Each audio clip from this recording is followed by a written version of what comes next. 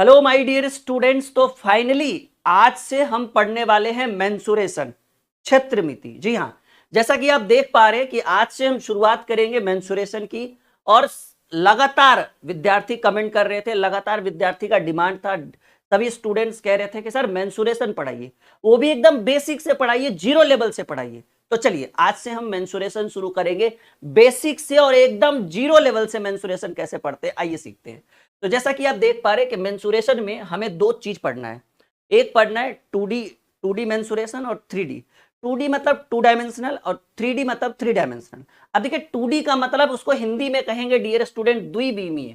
मतलब समझे भाई, जिसकी दो बीमा हो, जिस जिस डायग्राम की दो बीमा हो वो 2D डायमेंशनल के अंतर्गत जाएगा, जिसमें लंबाई और चौड़ाई है, लंबाई और चौड़ाई। तो 2D का मतलब टू डायमेंशनल, 3D का मतलब थ्री डायमेंशनल। 2D का मतलब जिसमें दो बीमा हो, लंबाई और चौड़ाई। 3D का मतलब त्रिबीमीय, जिसकी तीन बीमाएं हो, लंबाई भी हो, चौड़ाई भी हो, ऊंचाई भी हो। जैसे अभी हम पढ़ेंगे वर्ग, आयत, ठीक है, वर्ग, आयत, त्रिभुज, ये सभी कहां जाएंगे? ये सभी 2D के अंतर्गत आता है। और एक आपका होता है घन, घनाभ, ठीक है, घन, घनाभ, बेलन, शंकु, ठीक है, गोला, ये सभी कहां जाएंगे? ये सारे 3D के अंतर्गत जाएंगे, त्रिविमीय। मतलब आप प्रॉपर समझ चुके हो कि जिसकी दो बीमाएं लंबाई और चौड़ाई हो वो 2D कहलाता है, जिसकी तीन बीमाएं लंबाई, चौड़ाई और ऊंचाई हो वो 3D के अंतर्गत आएगा। ठीक है, वो किस चीज के अंतर्गत आएगा? वो 3D के अंतर्गत आएगा। तो फाइनली आप 2D समझ में आ गया, आपको 3D समझ में आ गया। अब हम आज इसका प्रॉपर फॉर्मूला पढ़ने वाले हैं कि 2D के अंतर्गत जितने भी टॉपिक है उनका क्या फॉर्मूला होगा, उनको कैसे हम क्लियर करेंगे, और 3D के अंतर्गत क्या क्या टॉपिक आएंगे उनका क्या फॉर्मूला। मतलब सीधे सीधे कहिए आज पूरे मेंसुरेशन का कंप्लीट फॉर्मूला, क्योंकि भाई चैप्टर तो बाद में पढ़ेंगे, क्वेश्चन आंसर तो बाद में सॉल्व करेंगे, पहले हमें एक एक टॉपिक का फॉर्मूला तो क्लियर होना चाहिए, वो भी एकदम कॉन्सेप्ट के साथ हर चीज को। तो चलिए एक एक कर करके हम फॉर्मूला की शुरुआत करते हैं। और सबसे पहले हमें आ गया भाई रेक्टेंगल, आयत की बात करें। आप समझिए आयत में जैसा कि आप देख पा रहे, जैसे हम एक आयताकार क्षेत्र बनाते हैं, समझिएगा इस चीज को, मैं आपको थोड़ा सा इधर समझाऊं। हाँ, मान लीजिए कि हमने एक आयताकार क्षेत्र बनाया कुछ इस तरह से, एकदम समझने की कोशिश करिएगा, ठीक है। अब इसकी लंबाई को हमने माना 30 मीटर ही मान लीजिए, और चौड़ाई को हमने माना 20 मीटर, क्योंकि आयताकार क्षेत्र है, लंबाई और चौड़ाई का रेशियो एवरेज 3:2 होता है ना। तो आप देखिएगा, आपको पता है कि ये आयत की लंबाई है और ये आयत की चौड़ाई है। तो आपको दो चीज हम सिखाना चाहेंगे। एक वर्ड यूज होगा हर 2D में, दो ही चीज हमें प्रॉपर ढंग से सीखना है, एक क्षेत्रफल और एक परिमाप, क्योंकि आयतन 3D में पढ़ना है हमें, ठीक है ना। तो एक क्षेत्रफल और एक परिमाप। तो अगर बात करें क्षेत्रफल, जिसको एरिया बोलते हैं, ठीक है, एरिया यानी क्षेत्रफल, तो हम कहेंगे कि घेरे गए क्षेत्र को किसी डायग्राम का, किसी टॉपिक का हम क्या कहेंगे?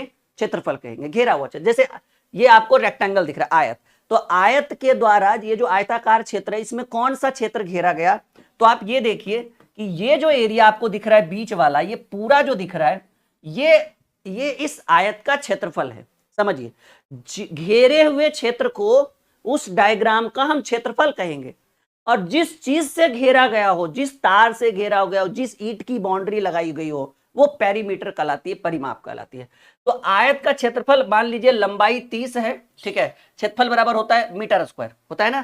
क्षेत्रफल का फॉर्मूला क्या होता है? Meter square. लंबाई को भी मीटर में तोड़ेंगे, नापेंगे, और चौड़ाई को भी मीटर में। तो आप लंबाई 30 है, चौड़ाई 20 है, तो 30 गुने 20 क्या होगा? 600 मीटर स्क्वायर। यानी ये जो आपको हरी वाली पट्टी के अंदर वाला जो ब्लू वाला क्षेत्र दिख रहा है, ये आयत का क्षेत्रफल है। और एक आपको आएगा पेरीमीटर, जिसको हम कहेंगे परिमाप। आयत का पेरीमीटर यानी क्या कहेंगे? परिमाप। तो परिमाप मतलब समझ रहे हैं, पेरीमीटर जिसको हम कहते हैं, परिमाप मतलब होता है, सिंपल याद रखिएगा, भुजाओं का योग, ठीक है। आयत का परिमाप बराबर होता है भुजाओं का योग। तो ये 30 है तो ये भी 30 होगा, और ये 20 है तो ये भी 20 होगा, क्योंकि आयत की आमने सामने की भुजा आपस में बराबर होती है। तो ये 30 मीटर, ये बाउंड्री को जोड़िए, ये बाउंड्री को जोड़िए, ठीक है ना, ये बाउंड्री को जोड़िए, तो 30 30 60 20 80 20 100, यानी आयत का पेरीमीटर परिमाप क्या हो गया? 100 मीटर। तो आप समझ चुके कि जो बाउंड्री बनती है वो पेरीमीटर परिमाप कहलाता है। और बाउंड्री के अंदर का जो क्षेत्र है, मान लीजिए आप प्लॉट ले रहे हैं, आपने प्लॉट के चारों तरफ ईंट लगा दी ऐसे करके, ठीक है ना, आपने प्लॉट के चारों तरफ ईंट लगा दी ऐसे करके, तो जो आपने ईंट लगाई है, जो आपने ईंट लगाई है वो पेरीमीटर यानी परिमाप का काम करेगा, और जो ईंट के अंदर आपकी प्लॉट है वो आपका क्षेत्रफल है कि भाई इतना प्लॉट हमने परचेज किया है, हमने खरीदा है। ठीक है, बात समझ में आया? चलिए आगे बढ़ते हैं। अब देखिएगा, बात करें आयत की, रेक्टेंगल की बात करें, तो आयत के क्षेत्रफल की बात करें, ठीक है, तो हमने अभी अभी बोला कि भाई आयत की लंबाई को एल से डिनोट किया गया है, चौड़ाई को बी से डिनोट किया गया। कैपिटल और स्मॉल मैटर नहीं करता है, अगर स्मॉल एल भी ले ले तो कोई दिक्कत नहीं है, ठीक है ना, नॉर्मल ही रहने दीजिए। तो आपको पता है कि क्षेत्रफल मतलब होता है भुजाओं का वर्ग या फिर भुजाओं का गुणनफल। तो आयत का क्षेत्रफल है एल और चौड़ाई, लंबाई है एल और चौड़ाई है बी, तो आयत का क्षेत्रफल क्या होगा? लंबाई गुने चौड़ाई। क्या होगा? आयत का क्षेत्रफल बराबर लंबाई गुने चौड़ाई, याद रखिएगा। और याद रखिए परिमाप की बात करें तो ये यल है तो सामने वाला ये वाला भी यल होगा, और ये बी है तो ये भी बी है, तो भुजाओं का योग जो होता है वो पेरीमीटर कहलाता है। तो भुजा कितना है? दो ठो यल है और दो ठो बी है, तो दो कॉमन ले लेंगे तो क्या हो जाएगा? यल प्लस बी हो जाएगा। यानी आयत की परिमाप यानी पेरीमीटर की बात करें तो 2 इंटू 2L प्लस 2B, क्योंकि 2L के ऊपर नीचे दो ठो यल, इधर इधर दो ठो बी, तो 2L प्लस 2B, दो कॉमन ले लिए, 2 इंटू L प्लस बी हो गया। ठीक है, तो ये समझ में आ गया। अब बात करें विकर्ण की, ठीक है, डायगोनल जिसको हम लोग कहते हैं डायगोनल, ये आपका डायगोनल है जी, विकर्ण है। तो देखिए अगर एक विकर्ण की बात करें, आयत के विकर्ण की बात करें, तो विकर्ण ऐसा ही बनेगा ना। ये विकर्ण जो जैसे ही आया वो एक किस चीज का निर्माण कर दिया? ट्रायंगल का। और आपने ट्रिगोनोमेट्री में ऐसे पढ़ा होगा कि इसको परपेंडिकुलर लंब बोलते हैं, इसको आधार बोलते हैं, और इसको कर्ण बोलते हैं, हाइट जिसको कहते हैं। और आपको यही तो चाहिए, यही डायगोनल तो चाहिए, डायगोनल को ही विकर्ण कहते हैं। और डायगोनल में हमने पाइथागोरस प्रमेय से पढ़ा था कि कर्ण का स्क्वायर बराबर लंब का स्क्वायर जोड़ आधार स्क्वायर, यानी कर्ण बराबर, यानी आपको यही तो चाहिए, विकर्ण चाहिए यानी कर्ण चाहिए, कर्ण बराबर लंब का स्क्वायर, ठीक है, L square plus B square कहिए या B square plus L square कहिए, यानी आयत का विकर्ण बराबर अंडर रूट लंबाई का स्क्वायर जोड़ चौड़ाई का स्क्वायर। इतनी बातें आपके माइंड के अंदर एकदम क्लियर है, सब चीज समझ में आ रहा है? यस या नो में जवाब दीजिएगा जितने भी स्टूडेंट हमारे साथ लाइव हैं। क्या इतना समझ में आ रहा है? तो ये छोटी छोटी चीजें जो आपको एकदम क्लियर करके चलना है, ठीक है, हाँ, एकदम क्लियर करके चलना है ताकि एग्जाम में यहां से दिक्कत ना हो, परेशानी ना हो। सवाल अगर एग्जाम में पूछे जाए तो आप एकदम चुटकियों में करेंगे उत्तर। चलिए अगले सवाल की बात करें, अगले टॉपिक की बात करें, सॉरी। अगर बात करें स्क्वायर वर्ग की बात करें, ठीक है, तो आपको पता होना चाहिए कि एक वर्ग की सभी भुजाएं आपस में बराबर है। अब मुझे बार बार बताने की जरूरत नहीं कि क्षेत्रफल किसको कहते हैं, परिमाप किसको कहते हैं। परिमाप मतलब जितनी चारों तरफ की बाउंड्री है सबकी लंबाई को जोड़ दीजिए, वो पेरीमीटर होगा। क्षेत्रफल उसको जो बाउंड्री के अंदर का जो क्षेत्र है वो एरिया क्षेत्रफल कहलाता है। तो देखिए ए वर्ग की सभी भुजाएं आपस में बराबर है, और सभी भुजाओं को किस चीज से डिनोट किया गया? वर्ग की सभी भुजाओं को ए से डिनोट किया गया है। चारों तरफ ए है, ए है, ए है, तो वर्ग का क्षेत्रफल बराबर, हमने क्या बोला? भुजा का स्क्वायर। तो भुजा तो सब जगह ए ही है, नहीं तो हम क्या ए का स्क्वायर लिख दें, ठीक है। तो वर्ग का क्षेत्रफल बराबर आप ए का स्क्वायर कहिए, या फिर कहिए कि वर्ग का क्षेत्रफल बराबर फॉर्मूला होता है भुजा का स्क्वायर। भुजा का क्या होता है? वर्ग होता है, भुजा का स्क्वायर होता है। अब देखिएगा, मान लीजिए किसी प्रश्न में अगर आप एक वर्ग दिया हुआ और वर्ग में भुजा ना हो और विकर्ण हो, क्या हो? विकर्ण। विकर्ण को क्या बोला जाता है? ये, इसको क्या बोलते हैं हम लोग? डायगोनल को इसको हम कहेंगे डी। विकर्ण को डी कहा जाता है अगर प्रश्न में ए ना हो, भुजा ना हो, डी हो, और आपसे पूछे कि वर्ग का क्षेत्रफल क्या होगा, तो आप क्या करेंगे कि वर्ग का क्षेत्रफल बराबर लिखेंगे विकर्ण, विकर्ण का स्क्वायर, विकर्ण का स्क्वायर बटे 2। याद रखिएगा ये फॉर्मूला बहुत ही इंपॉर्टेंट है, इग्नोर करके नहीं चलना है डियर स्टूडेंट, आपके हित की बात कर रहा हूं। इस प्रश्न में दिया हुआ ए जो है वो वर्ग की भुजाएं हैं, साइड है, डी डायगोनल है, विकर्ण है, तो आपसे वर्ग का क्षेत्रफल पूछे तो भुजा का स्क्वायर। और अगर क्षेत्रफल में ए ना दिया रहे, प्रश्न में ए ना दिया रहे, वर्ग की भुजा ना दी हुई और विकर्ण दिया रहे और आपसे क्षेत्रफल पूछे तो कहेंगे विकर्ण का स्क्वायर करेंगे, बटा में 2 करेंगे, यानी विकर्ण का स्क्वायर बटे 2। पेरीमीटर की बात करें, परिमाप की बात करें, तो हमने बोला कि बाउंड्री को जोड़ दीजिएगा, बाउंड्री को जोड़ दीजिए। तो वर्ग की सभी भुजाएं जो है आपस में जोड़िए, वर्ग की चारों भुजाएं, तो 4 जोड़ ए, ए जोड़ ए जोड़ ए जोड़े 4a, तो वर्ग की परिमाप बराबर क्या होता है? ऐसे भी 4 गुणे भुजा होता है, वर्ग की परिमाप बराबर क्या होता है? 4 गुणे भुजा होता है। ऐसे भी आपको 4a दिख रहा है। विकर्ण की बात करें तो देखिए ये भी एक पाइथागोरस का नियम लगाएगा, ठीक है। आपको विकर्ण चाहिए, यही चाहिए ना डी। अगर ये चाहिए तो क्या एक ट्रायंगल का निर्माण नहीं, समकोण त्रिभुज का निर्माण नहीं करा, और समकोण त्रिभुज में अगर डी चाहिए जिसको हाइट कहते हैं, तो कर्ण का स्क्वायर बराबर लंब का स्क्वायर आधार का स्क्वायर। तो देखिए लंब भी एक है, ए है, और आधार भी ए है, ठीक है। तो अंडर रूट लंब का स्क्वायर, ठीक है ना, अंडर रूट लंब का स्क्वायर जोड़ आधार का स्क्वायर, तो दोनों तो ए है, तो ए गुने ए। अब आपको ये चाहिए, कर्ण चाहिए, तो क्या ये √2a नहीं होगा? दो ठो है ना, हाँ, अंडर रूट 2a है, तो दो रूट को बाहर करेंगे और a गुने a करेंगे तो एक बाहर आ जाएगा, तो क्या हो जाएगा? आप इसको ऐसे भी लिख सकते हो, √2a लिख सकते हो, √2 इंटू ए, क्योंकि √2 तो बाहर में रहेगा, दो ठो a है, a गुने a, वैसे कंडीशन में क्या हो जाएगा? a बाहर आ जाएगा, तो √2a होगा।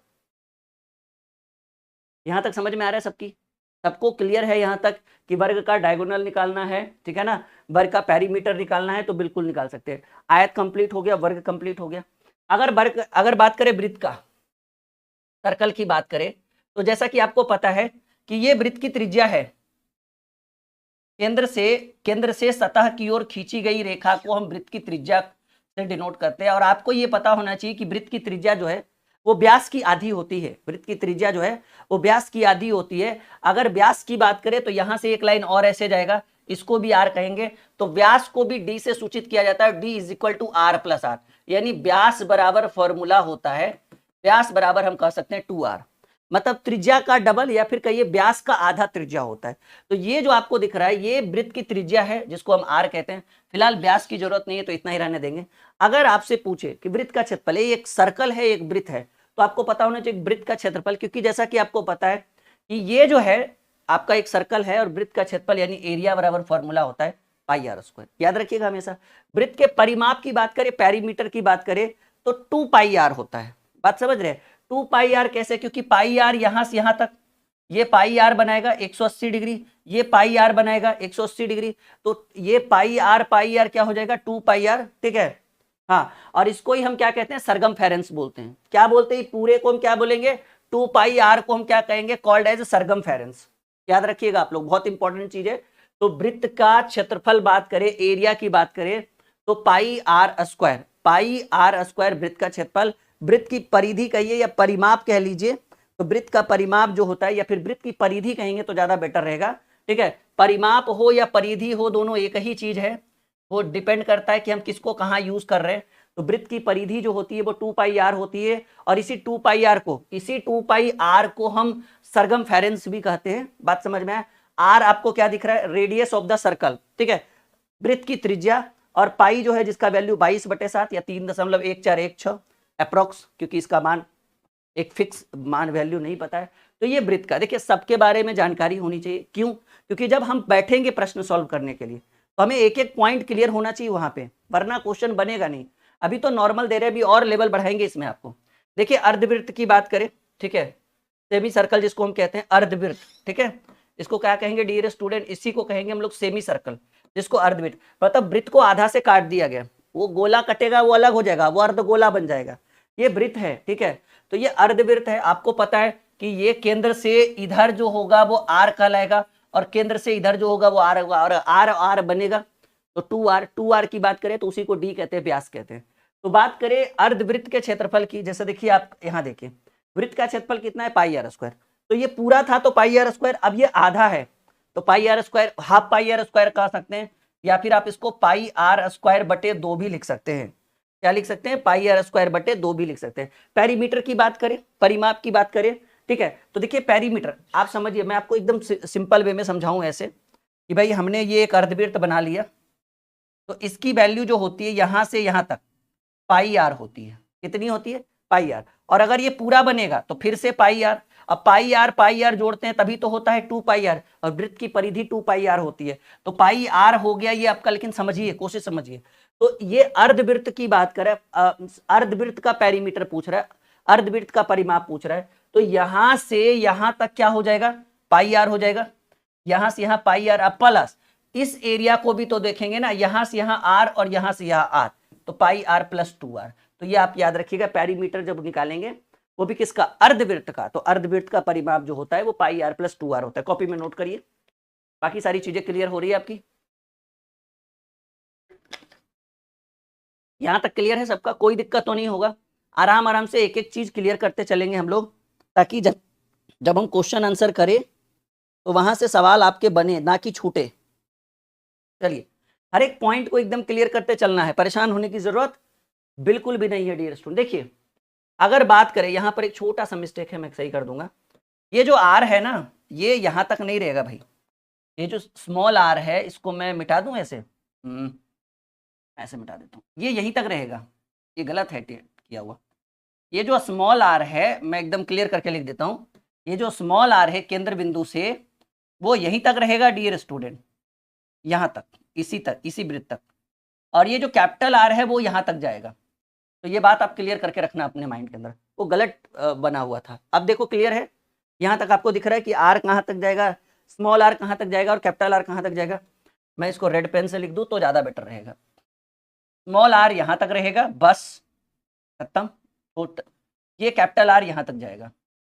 आप समझ में आ गया हो? हाँ, तो जैसा कि देख रहे हैं, रिंग ऑफ सर्कुलर पाथ, ठीक है, एक रिंग है, ठीक है, और रिंग में आप देख रहे हैं कि दो आर का दो मान है। जो रिंग की मोटाई होती है ना, रिंग रिंग मतलब समझ रहे हैं ना आप लोग? हाँ, जैसे चक्का पहिया वहिया होता है ना, तो उसमें दो तरह की त्रिज्या बनती है, एक स्मॉल आर बनता है, कैपिटल आर बनता है। तो मान लीजिए ये एक चक्का है, ये एक पहिया है, ठीक है, जिसकी मोटाई इतनी है, तो बाहर तक के आर को, बाहर तक के त्रिज्या को कैपिटल आर दिया गया, और अंदर तक की त्रिज्या को स्मॉल आर दिया गया। बात समझिए, यहां से यहां तक की त्रिज्या को कैपिटल आर दिया गया, इसको कहेंगे रिंग ऑफ सर्कुलर पाथ, ठीक है।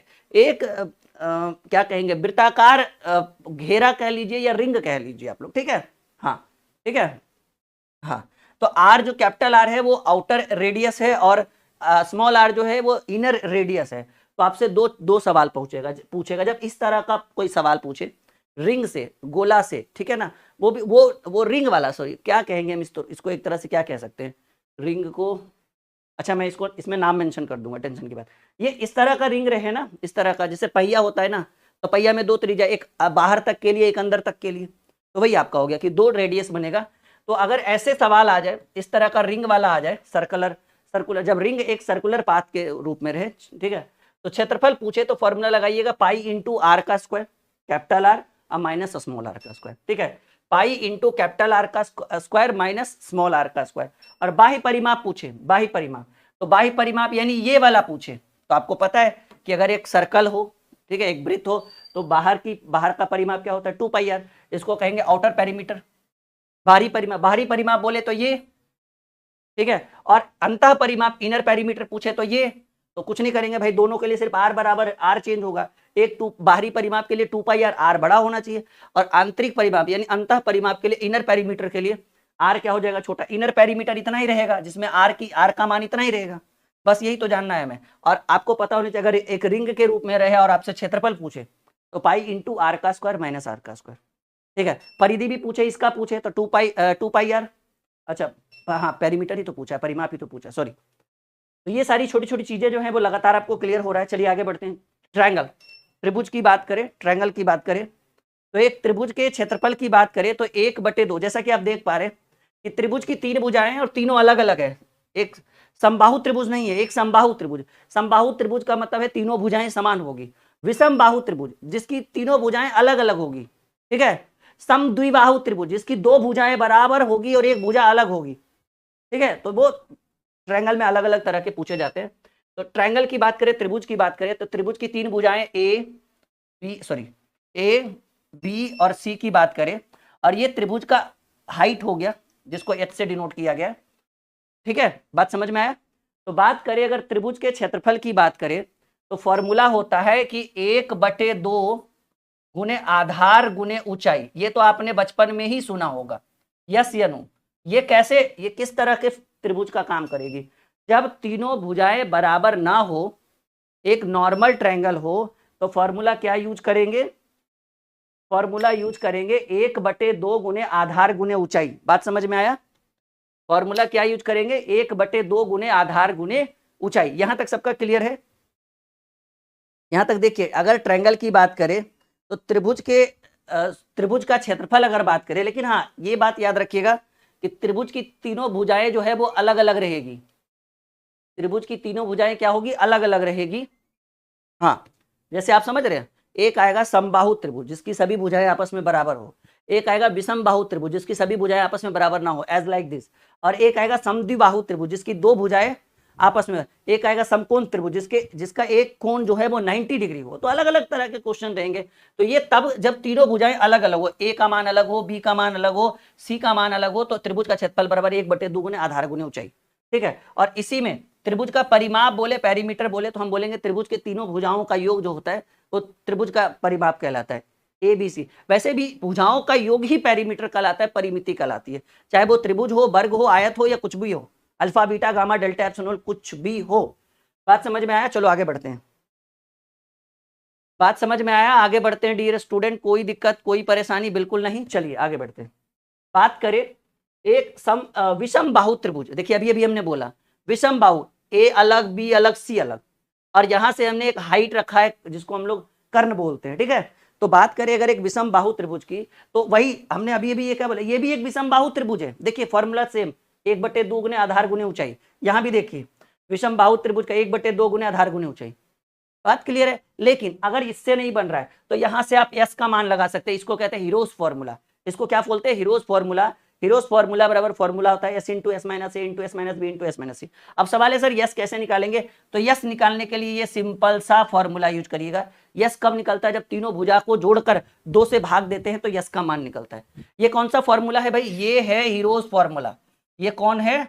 हीरोज फॉर्मूला से हम विषम बाहु त्रिभुज का क्षेत्रफल निकाल सकते हैं। अगर इससे निकल पा रहा है, ऊंचाई दी हुई है, जैसा कि आप देख पा रहे हैं कि एक विषम बाहु त्रिभुज, विषम बाहु, समबाहु सभी भुजा बराबर, विषम बाहु कोई भी भुजा, सब भुजा अलग अलग, समद्विबाहु जिसकी दो भुजा बराबर है। ठीक है, बस एक समकोण जिसका एक कोण 90 डिग्री हो, तो 2-4 ऐसे आएंगे, बस सारा क्लियर करेंगे। तो विषम बाहु देखिए, एक भुजा को ए माना, एक भुजा को बी माना, एक भुजा को सी, और ये भी एक तरह का विषम बाहु त्रिभुज ही है, बस दिखने में नहीं लग रहा है ऐसा कुछ। यहां तक क्लियर है? अब देखिए ए बी सी जो है वो साइड्स हैं, भुजाएं हैं, एच जो है हाइट है, ऊंचाई है। तो विषम बाहु त्रिभुज का क्षेत्रफल याद रखिएगा, क्योंकि फॉर्मूला याद नहीं रहेगा तो क्वेश्चन आंसर वहां पे आप अच्छे ढंग से नहीं कर पाओगे, ये हमारी गारंटी है।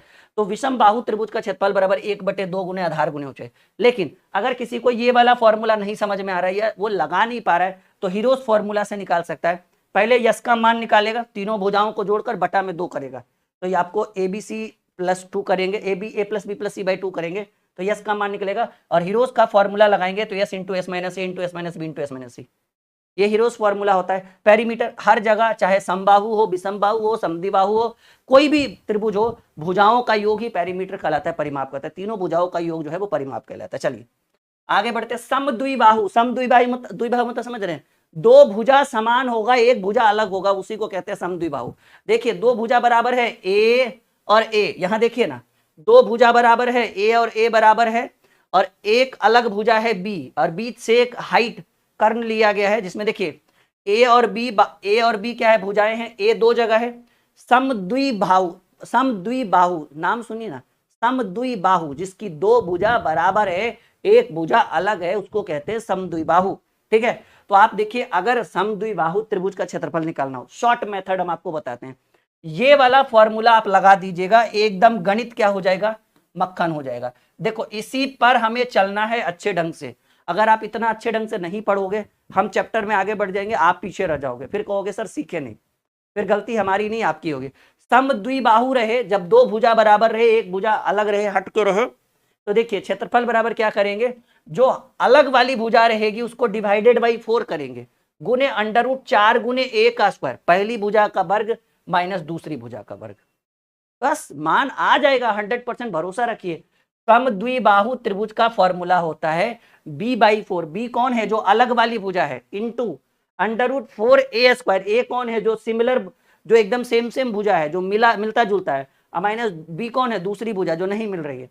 ऊंचाई की बात करें, समद्विबाहु त्रिभुज का ऊंचाई पूछेगा, मान लीजिए आपसे ये पूछ दे, सब कुछ दिया रहे, आपसे पूछे समद्विबाहु त्रिभुज की ऊंचाई क्या होगी, तो √4a² यानी पहली भुजा का वर्ग माइनस b², क्योंकि a जब दोनों तरफ सेम है तो भुजा का मान भी सेम होगा, कोई भी रख लीजिएगा, 4a² minus b² divided by 2, यहां से क्या निकलेगा? समद्विबाहु त्रिभुज का ऊंचाई निकलेगा। ठीक है, हाइट निकलेगा, कर्ण।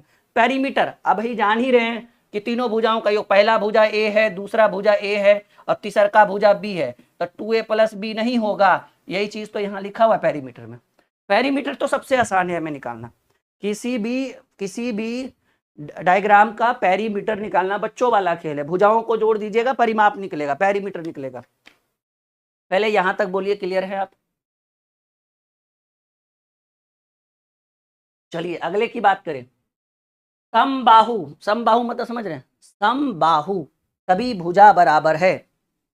एक बार देख लीजिए, समबाहु, ठीक है। कहेंगे वैसा त्रिभुज जिसकी सभी भुजाएं आपस में, बाहु मतलब भुजा, सभी भुजाएं आपस में समान हो। तो देखिए त्रिभुज की तीनों भुजाएं, इसको भी ए माना, इसको भी ए माना और इसको भी ए। देखिए यहां पर क्या था, ये तीनों भुजा अलग था बाबू। यहां देखिए जब हम ट्रायंगल में आए ना, ये कैसा त्रिभुज है, आप त्रिभुज को देखकर आप खुल कर बोलिएगा अच्छा ये विषम बाहु है, ठीक है। ये कैसी भुजा है, कैसा त्रिभुज है? विषम बाहु, जिसकी तीनों भुजाएं विषम है, अलग है, डिफरेंट है। ये कैसा त्रिभुज है? कहेंगे ये भी विषम बाहु है, इसमें भी ए बी सी है। ये कैसा त्रिभुज है? ये समद्विबाहु, मतलब दो भुजा बराबर, एक अलग है नीचे वाला। और ये कैसा है? समबाहु, सभी भुजाएं समान है।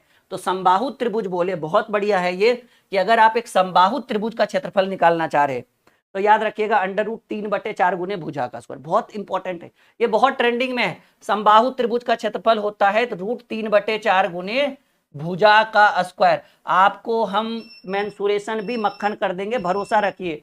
आपको हम क्या करेंगे डियर स्टूडेंट, आपके लिए मेंसुरेशन भी एकदम मक्खन कर देंगे, आप भरोसा रखिए हम पे एक बार, ठीक है। आपका मेंसुरेशन क्या होगा? आपका मेंसुरेशन एकदम 100% मक्खन होगा, ठीक है। आपका मेंसुरेशन, हम आगे बढ़े, यहां तक कोई दिक्कत तो नहीं, किसी को कोई परेशानी तो नहीं, यहां तक किसी को कोई परेशानी तो नहीं मेंसुरेशन में? तो चलिए अगले की बात करें। समबाहु समझ गए, समबाहु त्रिभुज आप समझ गए। अब बात करें अगले की, तो अगला है समकोण त्रिभुज। हमने बोला था जिसका एक कोण कितना डिग्री हो, 90 डिग्री हो, उसको हम समकोण त्रिभुज। और अगर हम त्रिगोनोमेट्री पढ़ेंगे ना, त्रिकोणमिति पढ़ेंगे, तो हमें सबसे ज्यादा यूज किसको करना पड़ेगा? समकोण त्रिभुज का, ठीक है। तो ये आपको पता होना चाहिए, ठीक है। ये बेस है, ठीक है, ये बेस है, ये हाइट है, और ये क्या है? विकर्ण है यहाँ पे। वैसे तो ये लंब हो जाएगा, ये आधार हो जाएगा और ये कर्ण हो जाएगा। जब त्रिकोणमिति पढ़ेंगे तब ये लंब हो जाएगा, ये आधार हो जाएगा और ये कर्ण हो जाएगा, ठीक है। लेकिन फिलहाल जो दिया हुआ है उस हिसाब से पढ़िए कि भाई ये हमारा हाइट है, ये हमारा बेस है, ठीक है, और ये हमारा विकर्ण है जिसको डी कहते हैं। तो देखिए अगर समकोण त्रिभुज की बात करें तो समकोण त्रिभुज का भी क्षेत्रफल वही होगा 1/2 गुने आधार गुने ऊंचाई। समकोण त्रिभुज का भी क्षेत्रफल वही होगा आधार 1/2 गुने आधार गुने ऊंचाई। समकोण त्रिभुज का क्षेत्रफल। परिमाप बोले तो भाई एक है बी तो यहाँ बी लिखे, भुजाओं का एक है यच तो यहाँ यच लिखे, एक है डी तो यहाँ डी लिखे, यानी B plus H plus D. भुजाओं का योग जो होता है वो पेरीमीटर कहलाता है। और विकर्ण की बात करें, देखिए विकर्ण ये क्या है? कर्ण है। मान लीजिए ये कर्ण है, ये विकर्ण है, तो कर्ण बराबर फॉर्मूला क्या होता है? √ लंब का स्क्वायर जोड़ आधार का स्क्वायर, या फिर आधार का स्क्वायर जोड़ लंब का स्क्वायर, b² + h²। तो d = आपको क्या मिल गया? b² + h²। अच्छा ये जो पीडीएफ है, ये पीडीएफ जो है वो हम आपको टेलीग्राम पे आज डाल देंगे, जिसका लिंक वीडियो के डिस्क्रिप्शन में रहेगा। यूट्यूब पे भी मिल जाएगा। ये आपको टेलीग्राम पर जाइए, टेलीग्राम चैनल का नाम ड्रीम कॉम्पिटिटिव क्लासेस है, और वहां से जाकर ये पीडीएफ आप डाउनलोड कर सकते हैं, ठीक है। हाँ बिल्कुल फ्री ऑफ कॉस्ट। बात समझ में आया? कॉन्सेप्ट क्लियर हुआ? बढ़े हम आगे। तो ये पेरीमीटर आप समझ चुके हैं, एरिया समझ चुके हैं कि कैसे कैसे हम लोग करेंगे एक्सप्लेन ऐसे क्वेश्चन को। देखिए तो अब हम बात करेंगे त्रिज्या खंड का क्षेत्रफल। जैसा कि आप देख पा रहे हैं कि ये एक सर्कल है, और सर्कल में इस एरिया के अंतर्गत मान लीजिए कि यहाँ पर एक केंद्र है, ठीक है, जिसको हम लोग O मानते हैं, और केंद्र से एक रेडियस, एक त्रिज्या, या फिर आप कहिए एक लोलक, जैसे हम लोग देखते हैं घड़ी में, जैसे वो जो हमारी घड़ी होती है जिसमें लोलक इस तरह से जो है वो चलते रहता है, तो वो जो लोलक जितनी लंबाई तक करता है दोलन, उसको हम एक आवर्त काल कहते हैं, या फिर आप इसको एक वक्र कह सकते हैं कि इस घड़ी के सुई के द्वारा इतना क्षेत्र को कवर किया गया, और हमें इसी क्षेत्र के बारे में, त्रिज्या खंड के बारे में जानना है। ये जो रेड वाला एरिया आपको दिख रहा है ना, मतलब सिर्फ इतनी सी ही बात करनी है। एक सर्कल के अंदर एक त्रिज्या जो दोलन करते हुए यहां से यहां तक जाती है, प्रारंभिक क्षेत्र को ए कहा गया और जो अंतिम क्षेत्र है उसको बी कहा गया, यानी ए और बी के बीच को इसको यल से डिनोट किया गया है, ठीक है। और वो आवर्त काल जो है वक्र का आवर्त काल हो गया एक तरह से, समझ रहे हैं ना। तो जैसा कि आप देख पा रहे हैं कि ओ को कहा गया है सेंटर ऑफ द सर्कल, इस सर्कल का जो केंद्र है वो ओ कहलाता है। आर हो गया रेडियस त्रिज्या, एल हो गया लेंथ ऑफ द एआरसी, वही आवर्तकाल जिसको वक्र हम कहते हैं, इस क्षेत्र को हम क्या कहते हैं, एआरसी कहते हैं, ठीक है ना। और theta angle of the sector. तो आपको पता होना चाहिए कि अगर आपको त्रिज्या खंड का क्षेत्रफल निकालना है, ठीक है, अगर आपको त्रिज्या खंड मतलब किस एरिया को हम कहेंगे, ये जो रेड कलर वाला जो एरिया दिख रहा है ना, ये आपका त्रिज्या खंड होगा, एक छोटा सा एरिया, पूरे सर्कल का एक छोटा सा एरिया जो इस तरह का निर्माण करे वो आपका त्रिज्या खंड होगा। और त्रिज्या खंड का क्षेत्रफल बराबर याद रखिएगा कि पाई आर स्क्वायर, क्योंकि वृत्त का क्षेत्रफल क्या होता है, पाई आर स्क्वायर, तो पाई आर स्क्वायर इंटू आपको थीटा की वैल्यू की, ये जो ए और बी के बीच जो एंगल हो गया, इस एंगल को हमने क्या माना, थीटा, कि भाई थीटा के द्वारा कितना एंगल बना, तो वो हमको यहां पर लिखना है, और डिवाइडेड बाई 360, क्योंकि ये पूरा जो सर्कल है वो 360 डिग्री का कोण बनाता है। तो याद रखिएगा pi r square into theta by 360, ये त्रिज्या खंड का क्षेत्रफल है। और ये बिल्कुल याद रखिएगा, अब आप रट के रखो या जैसे भी रखो, क्योंकि अगर आप मेंसुरेशन में एकदम बेस्ट परफॉर्मेंस करना चाहते हैं तो त्रिज्या खंड का क्षेत्रफल बराबर होता है pi r square into theta by 360 degree. बात एकदम क्लियर हो गया, हम आगे बढ़े, यहां तक कोई परेशानी नहीं होनी चाहिए। अगर आपसे पूछे त्रिज्या खंड का परिमाप, पेरीमीटर की अगर बात करें, तो देखिए परिमाप मतलब क्या, हमने बोला वो बाउंड्री जिससे आपने उस क्षेत्र को बनाया। तो हमें किस चीज की बात करें, हम इसकी बात करें ना, बाउंड्री तो यही है जी, ये बाउंड्री है। इस बाउंड्री को हम, इस एरिया को आर कहते हैं क्योंकि रेडियस त्रिज्या है, इस एरिया को हम आर कहते हैं और इस एरिया को हमने यल कहा। तो इस बाउंड्री को बनाने में R, dear student, R plus L लग गया, तो परिमाप पेरीमीटर क्या हो गया, 2r प्लस यल हो गया। यानी पेरीमीटर इतना सा ही तो बना जितना हमने आपके स्क्रीन के ऊपर रखा। एकदम गणित मक्खन होगा, जैसे हमारा अरिथमेटिक मक्खन होता था, वैसे ही अब हमारा एडवांस मैथ भी मक्खन होगा। पहले मैं मेंसुरेशन आपको एकदम जीरो लेवल से पढ़ा दूं, ताकि जितने भी सारे सवाल है मन के अंदर जो आ रहा है वो सारे डाउट क्लियर हो जाए।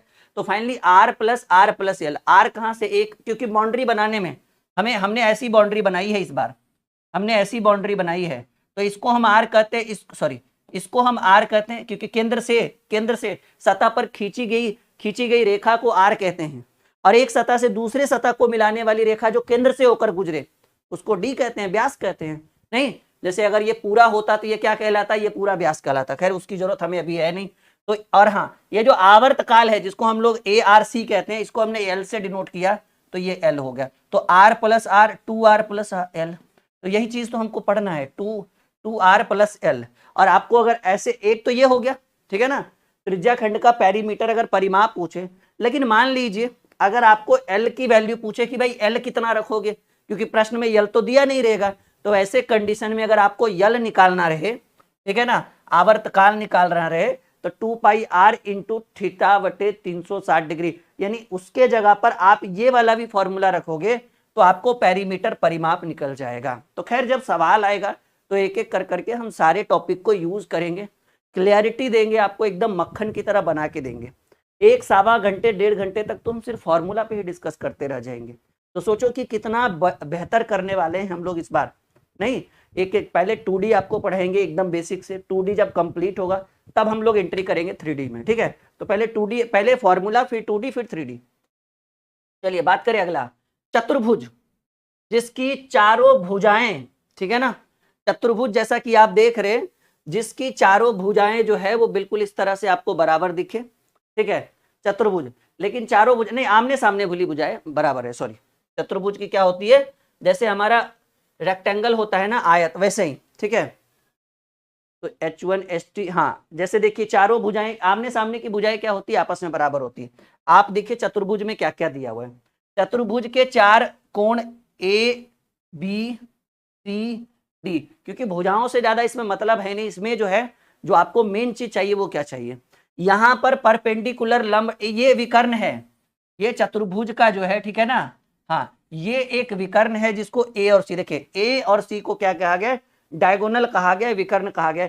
H1 और H2 परपेंडिकुलर लंब है, ठीक है, किसके ऊपर, विकर्ण पर डाला गया लंब जो ये है, ये पहला लंब को H1 कहा गया और विकर्ण पर डाला गया ये जो दूसरा लंब है इसको S2 कहा गया। तो H1 और H2 क्या है, परपेंडिकुलर लंब है किसके ऊपर, विकर्ण के ऊपर, ठीक है ना।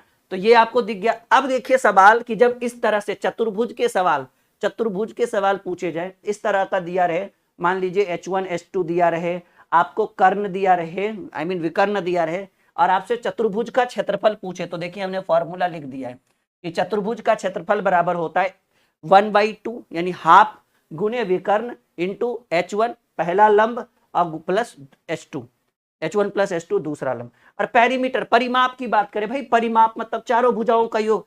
पहली भुजा कितनी है, A प्लस बी है, दूसरी भुजा कितनी है, B प्लस सी है, ठीक है, सॉरी A प्लस बी नहीं, सॉरी, पहली भुजा AB है, दूसरी BC है, तीसरी CD है और चौथी DA है।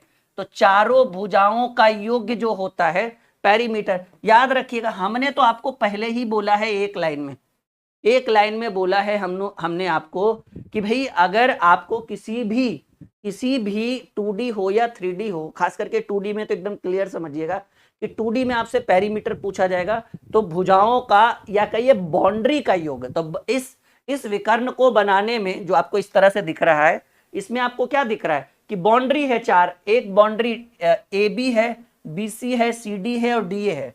तो AB plus BC plus CD plus DA, that's all. तो ये हो गया पेरीमीटर, परिमाप। यानी परिमाप में होता है बाउंड्री का योग, विकर्णों भुजाओं का योग भी कह सकते हैं हम इसमें।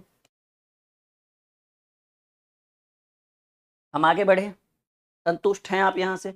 चलिए अगर संतुष्ट हैं तो फिर देखिए पैरेलल समानांतर चतुर्भुज, पैरेलल समानांतर चतुर्भुज मतलब आमने सामने की भुजा बराबर हो, ठीक है। इसमें ये एक थोड़ा सा मैंने पैरेलल बोल दिया था, ये मिस्टेक है हमारा, थोड़ा सा आप लोग ध्यान दे लीजिएगा। अभी मैंने थोड़ा सा उसमें भी पैरेलल बोल दिया था।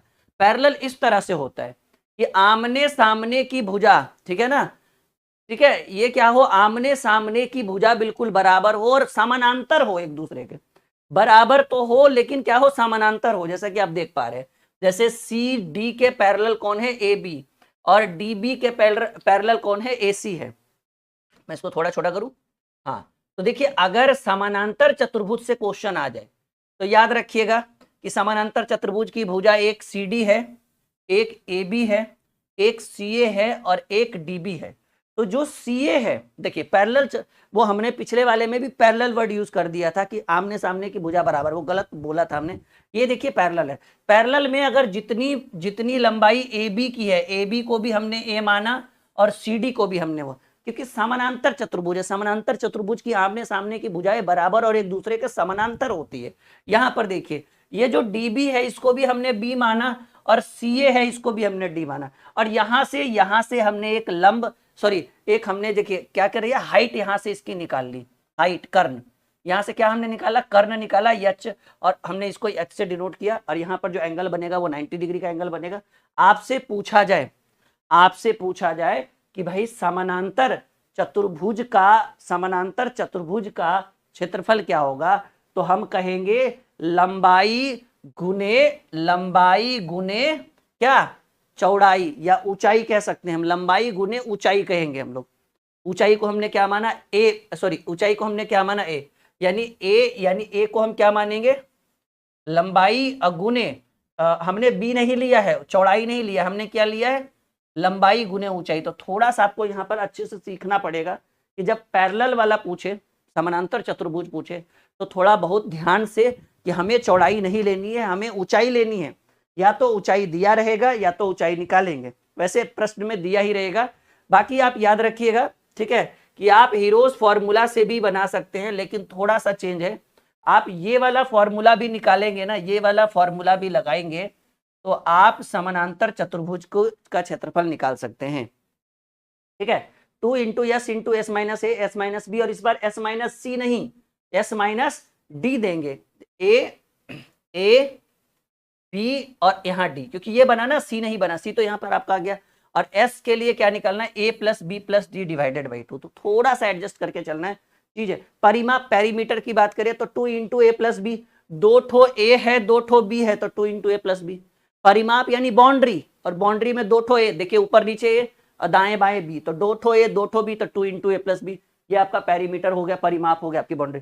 ये वाला आपको अभी थोड़ा सा कम समझ में आएगा, लेकिन जब हम इसके ऊपर क्वेश्चन सॉल्व करेंगे ना डियर स्टूडेंट, इसके ऊपर प्रश्न बनाएंगे तो आपकी सारे डाउट्स आपके निकल जाएंगे। ये मेरा वादा है, प्रॉमिस है आप लोगों से, ठीक है। जैसे मुझे लग रहा होगा कि शायद आप यहाँ पे थोड़ा सा अटक गए होंगे कि सर ये कैसे हुआ, how is this possible. Give me only 1 class, एक क्लास आप मुझे दीजिए, अगले क्लास में आपको सारी चीजें स्पष्ट करके आपके स्क्रीन पे रख देंगे। और हाँ, टॉपिक वाइज पढ़ाएंगे आपको, परेशान हो, टाइप बाई टाइप चलेगा हमारा मेंसुरेशन क्षेत्रमिति, एकदम टाइप बाई टाइप चलेगा। देखिए समचतुर्भुज का मतलब है कि चारों भुजाएं बराबर और थोड़ा सा आपको दिख रहा है पैरेलल भी है, समानांतर भी है, लेकिन बराबर है चारों भुजा। इसमें चारों भुजाएं बराबर नहीं थी, ठीक है ना। उसमें एक ये कैसा था, समानांतर चतुर्भुज था। ये क्या है, समचतुर्भुज है। समचतुर्भुज में देखिएगा कि अगर आपसे पूछे, देखिए जब समचतुर्भुज की भुजाएं हैं ए बी सी डी, चारों भुजाओं को बराबर माना गया है, चारों को हमने क्या लिखा है, ए लिखा है। देखिए ठीक है, कह रहा है a is each equal side of, ठीक है, रोम्बस, RHOM, हाँ रोम्बस इसको बोला जाता है। चलिए समचतुर्भुजी हम लोग बोल देते हैं, हमें तो इससे ही अच्छा लगता है, ठीक है। हाँ, और D1 एंड D2 को जो है वो विकर्ण कहा गया है, ठीक है। किसका विकर्ण है भाई, D1 और D2 को किसका विकर्ण कहा गया है, समचतुर्भुज के विकर्ण। D1 को BD माना गया, देखिए D1 को BD माना गया है, और D2 को CA माना गया होगा, D2 को CA माना गया या AC माना गया, खैर वो तो बात की बात है। अगर आपसे समचतुर्भुज का क्षेत्रफल पूछे तो याद रखिएगा कि 1/2 गुने D1 इंटू D2, यानी 1/2 गुने पहला विकर्ण और गुने दूसरा विकर्ण, ठीक है। अब मान लीजिए कि आपके प्रश्न में एक विकर्ण दिया हुआ है और आपसे अगर दूसरा विकर्ण पूछे, इस तरह से आप कर सकते हैं। वैसे इसकी जरूरत ही नहीं पड़ेगी, ठीक है। अब सवाल है कि सर D1 कैसे निकालेंगे, लेकिन ये तो लंबा प्रोसेस है। खैर इस पे सवाल आने दीजिए, इतना ही पहले दिमाग में रखिएगा, ठीक है। और ये D2 परिमाप याद रख रहे हैं कि समचतुर्भुज की चारों भुजाएं को A माना है, तो परिमाप यानी पेरीमीटर क्या होगा, 4A होगा। इस चीज को हम एक्सप्लेन करेंगे क्लास में, जब क्वेश्चन आएगा तब हम आपको एक एक चीज बारीकी से बताएंगे, कैसे समचतुर्भुज के क्षेत्रफल को निकाला जाता है, कैसे विकर्ण को निकालेंगे। जैसे आपको ये दिख रहा है कि D1/2 इंटू √4A² करेंगे माइनस D1/2 करेंगे, तब भी हम समचतुर्भुज का क्षेत्रफल निकाल सकते हैं। तो ये तब कंडीशन होगा जब एक विकर्ण दिया रहे, आई थिंक मेरे हिसाब से।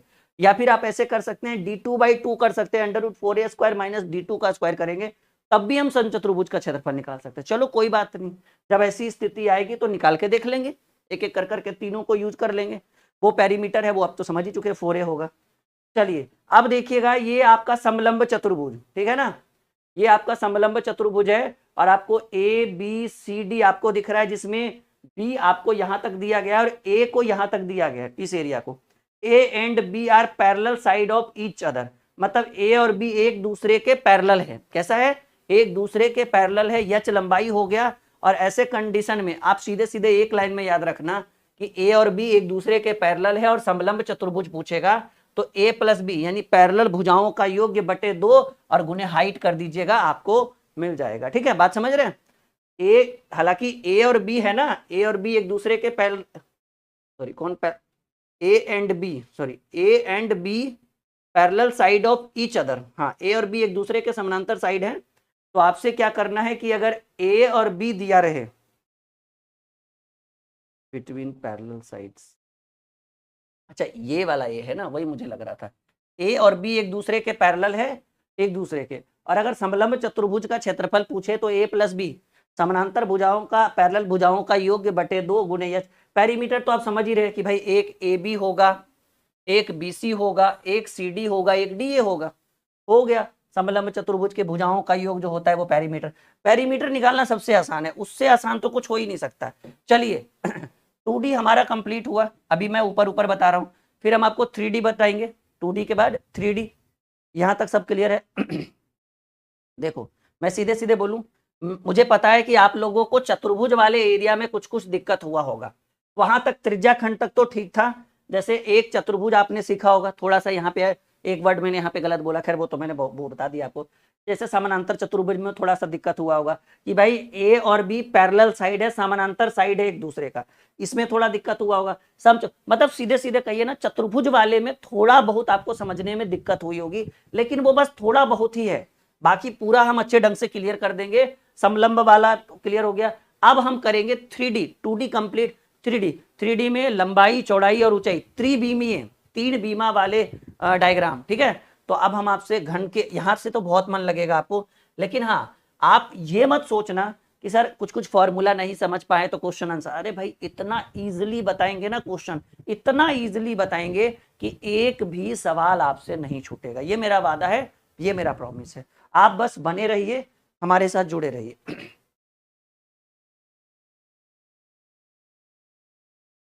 चलिए हम आगे बढ़े। अब बात करें 3D। अब हम लोग कहां चल गए? 3D मेंसुरेशन में चले गए, ठीक है। हाँ, त्रिविमीय 3D, 2D खत्म हो गया, 3D में आ चुके हैं। और 3D में देखिए पहला सवाल, पहला टॉपिक है घन, क्यूब, घन। जो आप लूडो खेलते हैं ना, जो आप पासा खेलते हैं, गोटी लूडो वाला जो होता है वो घन होता है, जिसमें 1 से 6 तक लिखा रहता है, वो क्या होता है? हमारा घन होता है। तो घन की सभी भुजाएं बराबर होती है, लंबाई चौड़ाई बराबर होता है, ऊंचाई बराबर होता है, मतलब सीधे सीधे सभी सतह आपस में। वो छोटा सा होता है ना लूडो वाला, जो हम लोग ऐसे फेंकते हैं, कहते हैं 4 आया 3 आया, वही तो है हमारा घन, वही तो है हमारा क्यूब। तो कह रहे घन, अगर घन की बात करें तो आपको पता है कि घन की सभी भुजाएं आपस में बराबर है, तथा सारी कुछ घन की लंबाई चौड़ाई ऊंचाई मोटाई सब बराबर है। तो हमने सबको क्या मान लिया? सबको ए मान लिया, लंबाई हो चौड़ाई है ऊंचाई है मोटाई है, सबको हमने क्या मान लिया? ए मान लिया। और ऐसे कंडीशन में एक सवाल बन गया, घन का क्षेत्रफल बराबर, ठीक है, घन का क्षेत्रफल बराबर आपसे पूछे तो 4 गुने भुजा का स्क्वायर। लेकिन घन का संपूर्ण पृष्ठ क्षेत्रफल पूछे तो क्या बोलिएगा? 6 गुने भुजा। ज्यादातर सवाल यहां से आते हैं, यहां से नहीं आता है। बात समझ रहे हैं? अगर घन का क्षेत्रफल बोलेंगे तो 4 गुने भुजा का स्क्वायर, लेकिन घन का संपूर्ण पृष्ठ क्षेत्रफल, क्योंकि अब हम लोग 3D में आ गए तो आपसे संपूर्ण ही पूछेगा, ठीक है। तो घन का संपूर्ण पृष्ठ क्षेत्रफल बोले तो 6 गुने भुजा का स्क्वायर, संपूर्ण पृष्ठ क्षेत्रफल। क्योंकि घन के वक्र पृष्ठ एक होता है, एक संपूर्ण होता है। वक्र पृष्ठ का मतलब ऊपर नीचे से खोखला हो, और संपूर्ण का मतलब वो पूरा हो, चारों तरफ से वो 6 होते हैं ना, 4 6 जो भी है। जब बेलन वाला आएगा तो हम आपको अच्छे से सिलेंडर में अच्छे से समझाएंगे। तो घन का आयतन क्या होता है जी? घन का आयतन देखिए, घन का संपूर्ण पृष्ठ क्षेत्रफल 6 गुने भुजा का स्क्वायर। घन का क्षेत्रफल कहेंगे तो 4 गुने भुजा का स्क्वायर। यहां से ज्यादा सवाल कम पूछे जाएंगे, यहां से ज्यादा सवाल पूछे जाएंगे। और घन का आयतन बराबर होता है भुजा का क्यूब, और घन का विकर्ण बराबर √3 गुने भुजा। बस इतनी सी बात आपको क्यूब यानी घन वाले में पढ़ना है कि घन का आयतन क्या होता है। घन का आयतन भुजा क्यूब, घन का संपूर्ण पृष्ठ क्षेत्रफल 6 गुने भुजा स्क्वायर, घन का क्षेत्रफल 4 गुने, वहां से सवाल कम पूछे जाएंगे, मैंने क्लियरली बोल दिया। घन का आयतन भुजा क्यूब, घन का विकर्ण बराबर √3 गुने भुजा। तो ये 3-4 फॉर्मूला अच्छे से माइंड के अंदर रखना। चलिए यहां तक सब क्लियर है? एक बार आप बोलिए कि सर बिल्कुल संतुष्ट है, यहां तक सारी बातें समझ में आ रही है, हमें क्लियर है। चलिए इसके बाद हम आपको एक और स्टेप में ले जाएंगे, थोड़ा सा वहां पे पढ़ाव ज्यादा रहेगा, क्वेश्चन थोड़ा डीपली पूछा जाएगा, लेकिन थोड़ा सा दिखाते चलेंगे। देखिए घन और घनाभ में ज्यादा अंतर नहीं होता है, घन और घनाभ बिल्कुल एक जैसा ही रहेगा, ठीक है। लेकिन ये थोड़ा सा इस तरह से होता है, और घन की सभी भुजाएं आपस में, देखिए अगर घन की सभी भुजाएं आपस में बराबर होती है, लेकिन घनाभ में थोड़ा सा दिक्कत होता है। घनाभ जैसे आप ईंट समझ रहे हैं ना, जो हम लोग ईंट यूज करते हैं, ईटा जिससे घर का निर्माण होता है, वो घनाभ जैसा, वो घनाकार आकृति का होता है, समझ रहे हैं ना। मतलब ये क्या बोलते हैं हम लोग, आयताकार क्षेत्र टाइप का रहता है आपका घनाभ, ठीक है। जैसा कि आप देख भी पा रहे हैं, घन को देखिए, यहाँ सभी भुजाएं बराबर है, लेकिन यहाँ आमने सामने की भुजा बराबर है, लेकिन घन और घनाभ में ज्यादा अंतर नहीं होता है, जैसा कि आप देख पा रहे हैं। तो आपसे घनाभ यानी क्यूबॉइड अगर पूछे तो क्यूबॉइड का क्षेत्रफल बोलेंगे, क्योंकि भुजाएं बराबर होती नहीं है, लंबाई को यल माना गया है। देखिए घनाभ की लंबाई, देखिए इसमें तीनों है, लंबाई है, चौड़ाई है, चौड़ाई इसको कहेंगे, और ये ऊंचाई है, मतलब तीनों चीज है। और हमने आपको पहले ही बोला था, जिसमें लंबाई चौड़ाई ऊंचाई तीनों हो वो 3D मेंसुरेशन के अंतर्गत आएगा, ठीक है। हाँ, तो 3D मेंसुरेशन जो आप पढ़ रहे हैं, और आपसे लंबाई भी दिख रहा है, चौड़ाई भी दिख रहा है, ऊंचाई भी दिख रहा है, तो घनाभ का क्षेत्रफल पूछे, याद रखिएगा, घन नहीं, घनाभ का क्षेत्रफल पूछे तो 2 × LB + B, L + B × H, 2 × L + B × H, याद रखिएगा। घन का क्षेत्रफल पूछे, सिर्फ एरिया पूछे, घन का एरिया पूछे तो 2 into L plus B into H, L plus B into H. बात क्लियर हुआ, बात समझ में आया। अगर घनाभ का, सॉरी एक सेकंड रुकिएगा, हाँ, अगर आपसे घनाभ का क्षेत्रफल पूछे, क्यूबॉइड का क्षेत्रफल पूछे तो 2 into L plus B into H. लेकिन लेकिन लेकिन लेकिन लेकिन अगर आपसे घनाभ का संपूर्ण पृष्ठ क्षेत्रफल, जहां से सबसे ज्यादा सवाल पूछा जाता है, अगर आपसे घनाभ का संपूर्ण पृष्ठ क्षेत्रफल पूछे, जहां से सबसे ज्यादा सवाल यही से पूछा जाता है, 2 into L B plus B H plus L H, जहां पर आपको पता है L is equal to length, लंबाई, बी इज इक्वल टू, ठीक है, ये आपको ये लंबाई चौड़ाई और यह चीज इक्वल टू हाइट ऊंचाई। तो आपको समझ में आ गया घन का क्षेत्रफल बराबर 2 into L plus B into H, 2 into L plus B into H. लेकिन जहां सबसे ज्यादा प्रश्न पूछा जाएगा वो ये पॉइंट है कि घनाभ का संपूर्ण पृष्ठ क्षेत्रफल total surface area, total surface area में तो समझ रहे हैं, लंबाई चौड़ाई ऊंचाई, वो चारों तरफ से जब ढका रहेगा उसका एक वक्र पृष्ठ होता है। वक्र पृष्ठ जैसे मानकर चलिए, देखिए, हाँ, अब हम आपको एकदम बढ़िया डिजाइन आपको बताएंगे। जैसे मान लीजिए ये हमारे पास कुछ भी है, नॉर्मली जो भी है टेप है। अब आप देखिए कि ये दोनों तरफ से खोखला है, ऐसे खुला हुआ है ना ये, ठीक है। तो अगर अगर इसका संपूर्ण पृष्ठ क्षेत्रफल पूछेगा तो पता है मैं किसका निकालूंगा, इसका तो निकालूंगा ही निकालूंगा, ये ऐसे ढका हुआ रहेगा दोनों तरफ से, मतलब ये यहाँ भी ऐसे पट्टी लगी रहेगी, यहाँ भी पट्टी लगी रहेगी, और सारा क्षेत्रफल तो उसको कहेंगे संपूर्ण पृष्ठ क्षेत्रफल। लेकिन अगर वक्र पृष्ठ क्षेत्रफल पूछेगा तो ऊपर वाला कैप हटा देंगे और नीचे वाला कैप हटा देंगे, मतलब ये बिल्कुल ऐसा हो जाएगा खोखला। और इसका जब क्षेत्रफल निकालेंगे, ये जो आपको दिख रहा है, जो ना तो ऊपर है ना तो नीचे, ये वक्र पृष्ठ क्षेत्रफल का काम करेगा। बात समझ में आया? एकदम मोटा मोटा, हम ज्यादा बकवास करते नहीं, एकदम मोटी मोटी बात करते हैं। संपूर्ण पृष्ठ क्षेत्रफल बोले तो कुछ नहीं करिएगा, एक पट्टी ऐसे लगाइएगा, एक पट्टी ऐसे लगाइएगा, और इसका क्षेत्रफल जितना पूरे का निकलेगा, पूरे का निकलेगा, ये संपूर्ण में ऊपर नीचे दायां बायां लेफ्ट राइट अप डाउन सब कुछ। और वक्र पृष्ठ क्षेत्रफल में ये वाला जो लगाए थे कैप और ये वाला जो लगाए थे कैप, ये बिल्कुल खोखला हो जाएगा और ये बना देगा वक्र पृष्ठ क्षेत्रफल। इसका निकाल दीजिए, ये वक्र पृष्ठ। इससे बढ़िया और कोई एग्जांपल हो नहीं सकता, अभी बिल्कुल मेरे सामने रखा था, ठीक है, ये स्पेशल मैंने आप लोगों के लिए रखा है। तो बात समझ में आया? संपूर्ण और वक्र में अब मत पूछना कि सर वक्र पृष्ठ क्षेत्रफल क्या होता है, संपूर्ण पृष्ठ क्षेत्रफल, क्योंकि अभी आगे बहुत सारी चर्चा चलेगी संपूर्ण पृष्ठ क्षेत्रफल और वक्र पृष्ठ क्षेत्रफल पर। तो घनाभ की बात करें, क्यूबॉइड की बात करें तो क्षेत्रफल बराबर 2 into L plus B into H, संपूर्ण पृष्ठ क्षेत्रफल 2 into L B plus B H plus L H. आयतन की बात करें, घनाभ का आयतन बराबर होता है लंबाई गुने चौड़ाई गुने ऊंचाई। घनाभ का आयतन की बात करें, वॉल्यूम की बात करें तो लंबाई गुने चौड़ाई गुने ऊंचाई, ये घनाभ का आयतन है।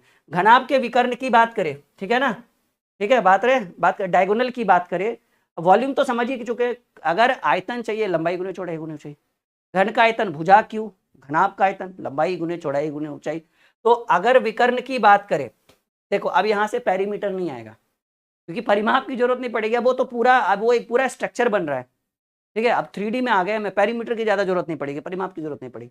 अब विकर्ण की बात करेगा, आपसे डायगोनल की बात करेगा, तो घनाभ का विकर्ण होता है under root L square plus B square plus H square. इतना बेहतरीन कॉन्सेप्ट हम आपको दे रहे हैं ना, आप एक बार अच्छे से मेंसुरेशन पढ़ के जाइए एग्जामिनेशन हॉल में, नहीं छूटेगा आपसे एक भी सवाल मेंसुरेशन का, लेकिन अच्छा से पढ़ेंगे तब ना।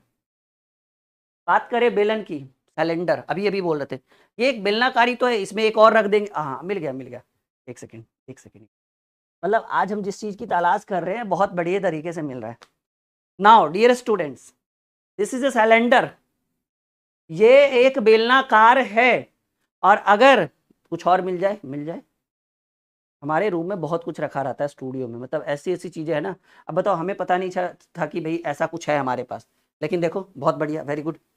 हाँ, कैसे मैं समझाऊं आपको, बिल्कुल समझा तो लूंगा, ठीक है। अब जब पढ़ाने बैठा ही हूं तो थोड़ी क्वालिटी भी होनी चाहिए क्लास में। नाउ डियर स्टूडेंट, बात करें, अगर ये एक बेलन है, मानकर चलो बेलनाकारी है ना मिला जुला के, और इसको ऐसे वो होता है ना बेलन, थोड़ा सिलेंडर ऐसे होता है इस तरह से, जैसा कि आप देख पा रहे हैं। नहीं, मान लीजिए हम नॉर्मल, क्योंकि हमारे पास तो इतना व्यस्त है, वो आपको दिख रहा है ना सिलेंडर, वो थोड़ा सा मीठा हुआ है लेकिन दिख रहा होगा। अगर मान लीजिए एक पट्टी ऐसे लगा दे, और ये पट्टी लगा हुआ है, ऐसा नहीं कि ये छूट गया, और एक पट्टी ऐसे लगा दे, ऐसे, ठीक है, एक ऐसे लगा दे एक ऐसे लगा दे, तो इसका जो क्षेत्रफल आप निकालोगे ना, इसको कहते हैं बेलन का संपूर्ण पृष्ठ क्षेत्रफल। समझो मेरी बात, एक पट्टी नीचे लगी हुई है, दिख रहा है आपको, ये पट्टी ये नीचे लगी हुई है, और वो एक पट्टी ऐसे ऊपर लगा दे, और पूरे का क्षेत्रफल, पूरे मतलब समझ रहे एकदम पूरा, तो ये हो गया बेलन का संपूर्ण पृष्ठ क्षेत्रफल। और अगर इस पट्टी को यहां से भी ऐसे हटा दे और ये जो पट्टी नीचे लगी हुई थी, सपोज दैट करो, इसको भी ऐसे हटा दे, अब ये हो गया भाई खोखला, ठीक है। तो इसको जब निकालेंगे, इसको जब निकालें, हालांकि इसका आयतन, ये लंबाई चौड़ाई, चौड़ाई भी होगी इसकी कुछ ना कुछ, लंबाई चौड़ाई ऊंचाई, तो ये जब ऊपर नीचे वाली पट्टी हट जाएगी ना, तो इसी चीज को कहेंगे वक्र पृष्ठ क्षेत्रफल हम लोग, ठीक है। बाकी और जब क्वेश्चन आंसर जब करना होगा तो और डीपली अच्छे से समझा देंगे। फिलहाल मैंने मोटी मोटी चीजें आपको समझा दी है कि संपूर्ण पृष्ठ क्षेत्रफल कैसे निकालेंगे, वक्र पृष्ठ क्षेत्रफल कैसे निकालेंगे। तो अभी तो सारा फॉर्मूला, मतलब मेरा बस टारगेट इतना है कि आपको ये सवाल में, आपके मन में बस ये सवाल नहीं कि वक्र क्या होता है, संपूर्ण क्या होता है।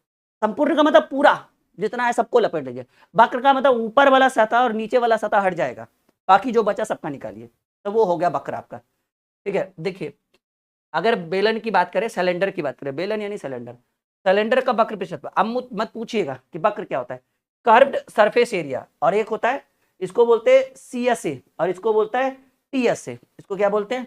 TSA टोटल सरफेस एरिया, और इसको बोलते हैं CSA कर्व्ड सरफेस एरिया, ठीक है। तो अगर आपसे सवाल पूछा जाए, ये एक सिलेंडर है, ये एक बेलन है, जिसमें यहां से, सॉरी, आपको यहां से यहां तक ऊंचाई दी गई है, हाइट यहां से यहां तक ले गया है, और ये आपका जो है, दिख नहीं रहा होगा आप लोगों को, मैं यहां दिखा देता हूँ, ये जो है ये आपका रेडियस है, ये यहां तक ये आपका रेडियस है, और रेडियस को R से डिनोट किया गया, त्रिज्या को, ठीक है। तो बात अगर हम करें रेडियस की, बेलन का वक्र पृष्ठ क्षेत्रफल, तो याद रखिएगा 2πRh होता है। क्या होता है डियर स्टूडेंट? 2πRh क्या होता है? 2πRh, ठीक है। ये आपका वक्र पृष्ठ क्षेत्रफल हो गया, ठीक है। हाँ 2πr दोनों तरफ लेंगे और ऊंचाई h, तो 2πRh, ठीक है।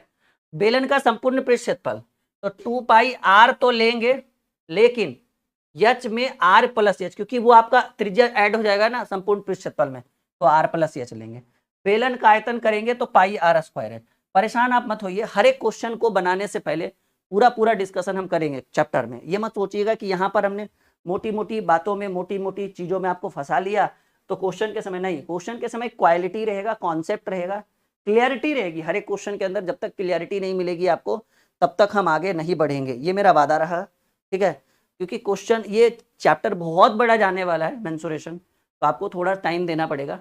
तो बेलन का वक्र पृष्ठ क्षेत्रफल अगर पूछे तो 2πRh, संपूर्ण पृष्ठ क्षेत्रफल बोले तो 2πr × r+h, ये सब रटना होगा, समझना होगा।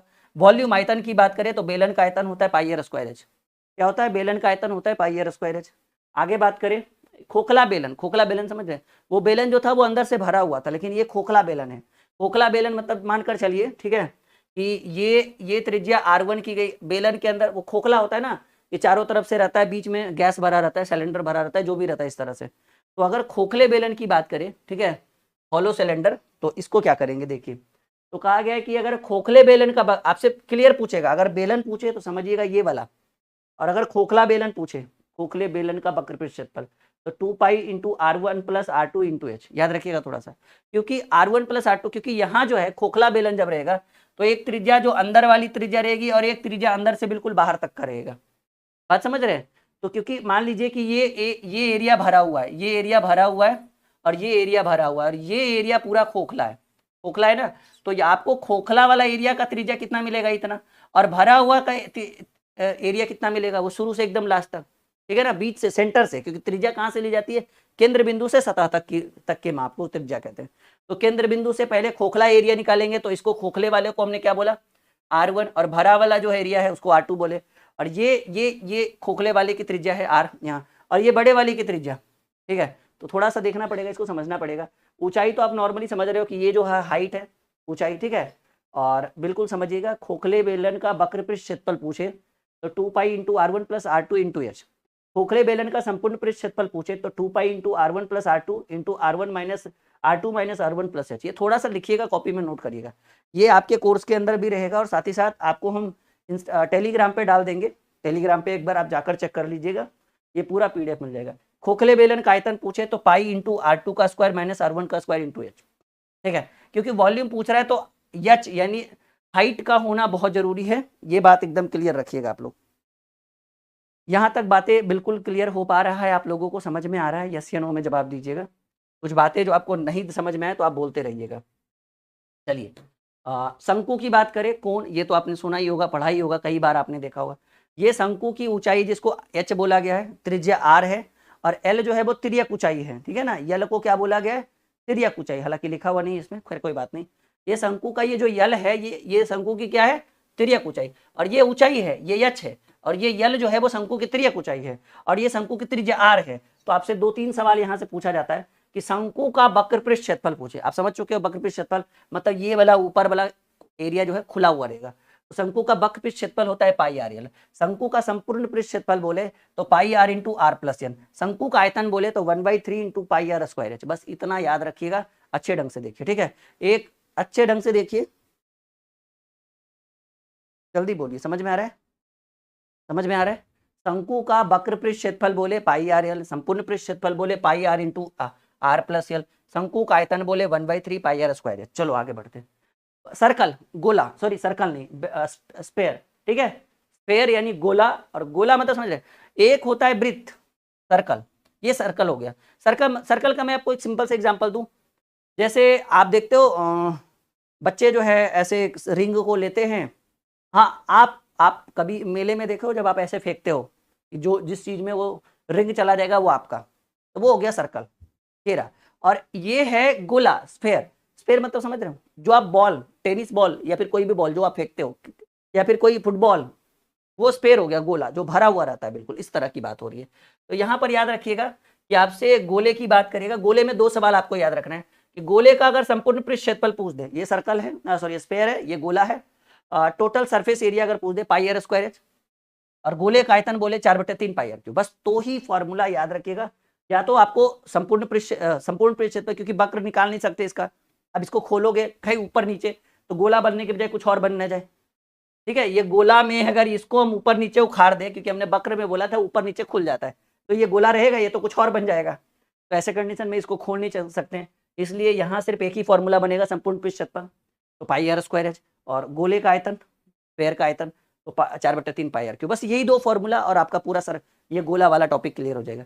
अब अर्धगोला आएगा, देखो समझो इस चीज को, अर्ध अभी नहीं आया, अच्छा खोखला गोला आया, यहाँ से क्वेश्चन बनता है कभी कभी।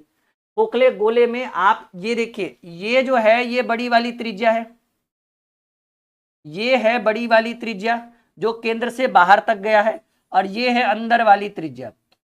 ये खोखला गोला, आपको मैं एकदम सिंपल एग्जांपल बताऊं, फुटबॉल को देखिएगा, फुटबॉल की का लेयर इतना मोटा होता है, ये क्रिकेट टेनिस बॉल भी आपका खोखला गोला ही है। और ये गोला मैं आपको प्रॉपर बताऊं ये कहाँ आएगा, इसको कौन सा मानेंगे, इसको हम ऐसे मानेंगे जो लोहे का होता है ना, जो भरा हुआ रहता है, वो ये हुआ। टेनिस वाला जो है ना वो इसमें नहीं, टेनिस वाला खोखला वाला में आ जाएगा, कि मोटा सा लेयर होता है और अंदर से खोखला होता है। मान लीजिए कि 5 सेंटीमीटर चारों तरफ का उसका स्फेयर है, तो अंदर में 3 सेंटीमीटर ही खोखला होगा, बाकी 2 सेंटीमीटर का वो लेयर होता है, मानकर चलिए एग्जांपल दिया। तो वो जो टेनिस वाला या फुटबॉल वाला गेंद आएगा वो खोखला में आएगा। भरा गोला कौन सा आएगा, जैसे मान लीजिए जैसे कुछ भी मान लीजिए, जैसे मिट्टी का अगर हम बनाते हैं कोई गोला, जैसे हम लड्डू खा रहे हैं, ठीक है, वो हमारा क्या हुआ, खोखला नहीं, वो भरा हुआ पूरा सर्कल है, गोला है, सॉरी सर्कल नहीं, स्फेयर। यहाँ तक बात क्लियर है। तो अगर बात करें खोखले गोले की, तो खोखले गोले में याद रखिएगा कि केंद्र बिंदु से जो अंदर वाला क्षेत्र है उसको R1 से डिनोट किया गया, और केंद्र बिंदु से जो बाहर तक का, क्योंकि इतना मोटा मान लीजिए कि वो आपका जो है ना बॉल का चत्ता है, लेयर है, इतना मोटा क्या मानेंगे डियर स्टूडेंट, ये जो है ये मानकर चलिए बॉल का जो है वो चत्ता है, जब आपका बॉल फटता है ना तो मोटाई होती है ना, वो है मानकर चलिए। तो ये एकदम बिल्कुल क्लियर है कि अगर आपके पूछे कि अंतः पृष्ठ का क्षेत्रफल, खोखले गोले के अंतः पृष्ठ का क्षेत्रफल पाई आर इंटू R1 का स्क्वायर, क्योंकि अंदर में कितना है, आर की वैल्यू इतनी है, और बाह्य पृष्ठ का क्षेत्रफल पूछे तो पाई आर R2 का स्क्वायर, क्योंकि आर जो है इतना बड़ा हो गया पूरा केंद्र से बाहर तक, तो बाह्य पृष्ठ, केंद्र से अंदर तक तो अंतः पृष्ठ। संपूर्ण पृष्ठ क्षेत्रफल बोले तो दोनों को जोड़ेंगे 4 पाई, क्योंकि गोला 4 पाई इंटू R1 का स्क्वायर प्लस R2 का स्क्वायर, और आयतन पूछे तो 4/3 पाई R2 का क्यूब, बड़ा वाला में छोटा वाला घटाएंगे माइनस R1 का क्यूब। यहां तक आप देखिए क्लियर है सबको, यहां तक सबको समझ में आ रहा है, सारी बातें एकदम स्पष्ट हो पा रही है, एकदम जैसे गणित मक्खन होता था वो सारा मेंसुरेशन का एरिया आपको मक्खन लग रहा है। छूटना बिल्कुल भी नहीं चाहिए, अच्छे ढंग से चीजों को समझते हुए पढ़ते हुए करना है आगे। चलो, अर्धगोला, मान लीजिए अर्धगोला कि भाई मिट्टी का, मान लीजिए आपने लड्डू को लिया और बीच से काट दिया और आधा लड्डू यहाँ पे रख दिया, वो क्या बनेगा, अर्धगोला का काम करेगा वो, अर्धगोला। तो अर्धगोला में आपको पता है कि ये एक परिधि है, वृत्त की परिधि है, 2πr है ना, और उसके ऊपर एक ये ऐसा लग रहा है ना कि जैसे देखें हैं कभी जैसे वो, हाँ, अंबुजा सीमेंट वाले जो काम करते हैं और जो कैप पहने रहते हैं, वो अर्धगोला जैसा ही होता है, लेकिन उसका अंदर भरा हुआ रहेगा। यहाँ अंदर क्या, यहाँ अंदर भरा हुआ है, लेकिन उसमें क्या होता है, जैसे हम लोग हेलमेट पहनते हैं ना, महिलाएं जो नॉर्मल सा हेमलेट होता है, मतलब डेली ऐसे यूज़ के लिए, उससे कोई फर्क पड़ता नहीं है, लेकिन ट्रैफिक पुलिस से बचने के लिए पहन लेते हैं, वो अर्धगोला जैसा ही होता है, लेकिन वो अर्धगोला होता नहीं, क्योंकि अर्धगोला भरा रहेगा अंदर तक, ठीक है। तो अर्धगोले का वक्र पृष्ठ क्षेत्रफल की बात करें, ठीक है ना, आपको त्रिज्या यहाँ से यहाँ तक क्या दिख रहा है, आर दिख रहा है, ये क्या होगा, आर होगा त्रिज्या, और ये यहाँ से यहाँ तक भी आर होगा, याद रखिएगा इस चीज को, क्योंकि ये केंद्र बिंदु है, केंद्र से सतह का क्षेत्र त्रिज्या आर का। तो वक्र पृष्ठ क्षेत्रफल देखिए, इसका वक्र पृष्ठ क्षेत्रफल क्या था, संपूर्ण पृष्ठ, अच्छा वक्र बाह्य पृष्ठ क्षेत्रफल, अंतः बाह्य था, नहीं सॉरी, अगर वक्र पृष्ठ क्षेत्रफल बोले मतलब ऊपर वाला छोड़ के तो 2πr², संपूर्ण पृष्ठ क्षेत्रफल बोले तो आपको पता है कि ये क्या है, वृत्त की परिधि, वृत्त की परिधि है, तो 2π वृत्त का क्षेत्रफल है ना, अच्छा πr², हाँ ठीक तो है, चलिए सॉरी मिस्टेक है हमारा। अगर वक्र पृष्ठ क्षेत्रफल पूछे तो 2πr², संपूर्ण पृष्ठ क्षेत्रफल पूछे तो 3πr², और आयतन पूछे, अर्धगोला का आयतन पूछे, ठीक है, तो 2/3πr3। बात समझ में आ रहा है, कॉन्सेप्ट क्लियर हो रहा है, सब लोग बोलो, सब लोग बताओ, सारी चीजें एकदम स्पष्ट हो पा रही है, एग्जाम में सवाल नहीं छूटने चाहिए, ये इस चीज को ध्यान रखना है एकदम, परीक्षा में सवाल नहीं छूटने चाहिए। अभी तो बेसिक ही चल रहा है, अभी तो हमारा सिर्फ फॉर्मूला ही चल रहा है लगातार। देखिए ये सब प्रिज्म वगैरह है, थोड़ा थोड़ा देखते चलेंगे, बाकी इसके ऊपर जब क्वेश्चन आएगा तो यूज करेंगे, ठीक है। प्रिज्म आपको जैसा कि देख पा रहे समकोणीय प्रिज्म है, ठीक है, राइट ट्रायंगुलर प्रिज्म, ठीक है, राइट ट्रायंगुलर प्रिज्म है ये, और ये आपका बेस है, आधार है, ये हाइट है, ये बेस है, आधार है, और ये हाइट है, ऊंचाई है, और आपसे पूछा गया है कि वक्र पृष्ठ क्षेत्रफल निकालना है, तो आधार का परिमाप यानी पेरीमीटर निकालना है, आधार का परिमाप ये पूरा होता है ना, आधार का पेरीमीटर आपको, सॉरी आधार का परिमाप पूछ रहा है ना, और इंटू ऊंचाई, चलिए जब जरूरत पड़ेगा तो इसको यूज कर लेंगे। संपूर्ण पृष्ठ क्षेत्रफल पूछे, ठीक है, तो कहा गया वक्र पृष्ठ क्षेत्रफल निकाल के 2 इंटू आधार का क्षेत्रफल निकालेंगे। चलिए तो ये सारी चीजें जब जरूरत पड़ेगी इस समकोणीय प्रिज्म का तो हम करेंगे। वॉल्यूम दिया हुआ है, आधार का क्षेत्रफल निकाल के ऊंचाई निकाल लीजिएगा, या चाहे, और ये आपका बेस हो गया, ठीक है, खैर कोई बात नहीं, ये सारी चीजें हम एक एक चीज करके पढ़ेंगे आगे चल के। ये देखिए शंकु का छिन्नक वाला बहुत पूछता है एग्जाम में, तो हमको लगा कि फॉर्मूला लाना चाहिए, क्योंकि जब हम छिन्नक वाला पढ़ाएंगे तो फिर आपको दिक्कत वहाँ होगा, और हमको लगता है कि दिक्कत होने से, पिरामिड वाला भी पूछता है कभी कभी, सीजीएल में पूछा गया पिरामिड का क्वेश्चन।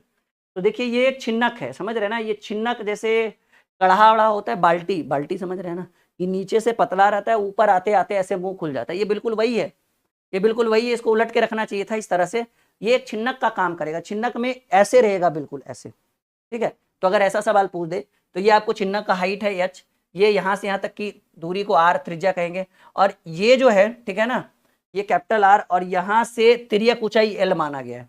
आपसे पूछा गया है छिन्नक का वक्र पृष्ठ क्षेत्रफल, ठीक है, तो कहेंगे पाई इंटू कैपिटल स्मॉल, ये देखिए ये छोटा r है ना, यहाँ त्रिज्या कम है और यहाँ त्रिज्या क्या है, ज्यादा है, तो जहाँ कम है उसको छोटा r कहा गया, जहाँ ज्यादा है उसको बड़ा r कहा गया। तो छिन्नक का वक्र पृष्ठ क्षेत्रफल निकालना हो तो pi into capital R small R plus capital R into L, याद रखिएगा।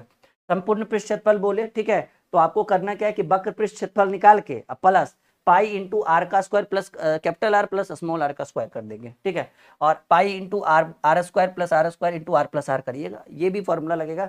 अगर छिन्नक का आयतन पूछा जाए तो under root H square plus R minus capital R minus small R का स्क्वायर करिएगा, तो इस तरह से। तो ये 2-4 चीजें हैं छिन्नक से रिलेटेड, जब हम पढ़ेंगे ना तो उसके ऊपर फिर से पहले फॉर्मूला के ऊपर लगातार डिस्कस करेंगे, तभी हम क्वेश्चन को कराएंगे, ठीक है। तो कल से जो है आपका क्वेश्चन आंसर शुरू हो जाएगा। ये पिरामिड वाला है, बहुत पूछता है, ध्यान रखिएगा।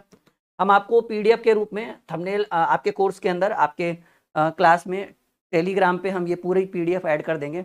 इसके साथ साथ एक और पीडीएफ, ये भी देखिएगा, पिरामिड जब हम बनाएंगे तभी इसके ऊपर डिस्कस करेंगे। ये क्या है, एक पिरामिड है, ठीक है, स्लैंट हाइट है ये इसका पिरामिड का, ये बहुत बेहतरीन, ठीक है। हाँ, इस पर क्वेश्चन पूछा है। साथ ही साथ देखिए कुछ और चीजें हम आपके लिए लेकर आए, लेकिन एक वीडियो में बताना है। वर्ग से रिलेटेड जितने भी इंपॉर्टेंट क्वेश्चन हैं स्क्रीनशॉट आप ले सकते हैं, और परेशान होने की जरूरत नहीं। हम आपको टेलीग्राम पर इसकी पीडीएफ, आप टेलीग्राम डाउनलोड करके ड्रीम कॉम्पिटेटिव क्लासेस ज्वाइन करिएगा। अब मैं एक एक को बता नहीं सकता क्योंकि ऑलरेडी हम इसके ऊपर, वो जो था वो कुछ सवाल थे वर्ग के ऊपर, ये पूरा कॉन्सेप्ट है वर्ग से रिलेटेड जितने भी टॉपिक है आपको देखिए एक एक पेज में दिख रहा है, ठीक है। तो इसकी पीडीएफ हम आपको डाल देंगे, परेशान होने की जरूरत नहीं, आज ही डाला जाएगा, ठीक है। तो ये वर्ग से रिलेटेड देख लिया आपने, मैं एक एक बता नहीं सकता, अभी इतनी गर्मी है, मुझे लग रहा है कि ये अब आपकी जिम्मेदारी है, इसको पढ़िए, अच्छे से सीखिए, स्क्रीनशॉट दीजिए, नहीं तो फिर आपके कोर्स के अंदर या फिर टेलीग्राम पे ये ऐड हो जाएगा, ठीक है। चलो, टेलीग्राम का लिंक जितने भी बच्चे इस वीडियो को यूट्यूब से माध्यम के देखेंगे तो उनको टेलीग्राम का लिंक, वीडियो देखिए, आयतन से रिलेटेड और भी सवाल है, ये तो कुछ नहीं है अभी, इतना ही, ठीक है। जब चारों तरफ घेरा लगाया जाता है, बाड़ी बनाया जाता है, इस तरह से आयतन वॉल्यूम वाले सवाल पूछे, सॉरी रेक्टेंगल वाले, आयत नहीं, आयतन नहीं, आयत से रिलेटेड सवाल देखिए, कॉपी में नोट कर सकते हैं आप लोग, ठीक है। एक एक कर करके वीडियो रोक रोक के देख लीजिए। ये आयत की आमने सामने की भुजा बराबर होती है, तो इसको ए, इसको बी, ए, इसको बी और इसको बी मान सकते हैं, बाकी तो आपको पता ही है। आयत से रिलेटेड अभी जो हम लेकर आए, सोचिए जितना लेकर आए उसके बावजूद भी इतने सारे सवाल हैं, मुझे लगा था मैं एक ही वीडियो में सब बता पाऊंगा, लेकिन आप देख पा रहे हो, ठीक है। अभी आपकी जिम्मेदारी है इसको अच्छे से सीखना। बाई क्या है, वो सारी चीजें जब क्वेश्चन में हम यूज करेंगे तो आपको बताएंगे।